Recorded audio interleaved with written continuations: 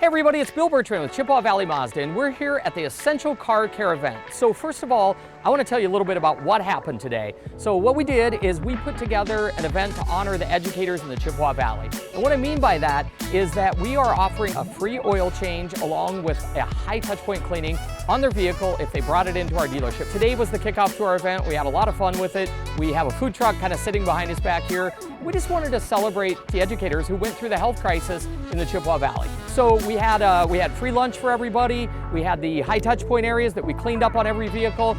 And we just got to get together and see people as we change your oil and visit with them and thank them for really what they did. So it's been an amazing turnout. If you're one of the educators in the Chippewa Valley out there, you still want to participate in it, please feel free to reach out to us at our service department, and we'd love to take care of you. So thanks for being a part of this with us and letting us be part of the community.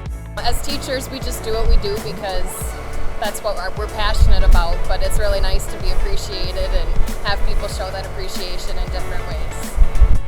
You guys are beautiful for looking out for people. Interesting year last year, and this is just a little thank you, which feels good. So, thank you, Mazda.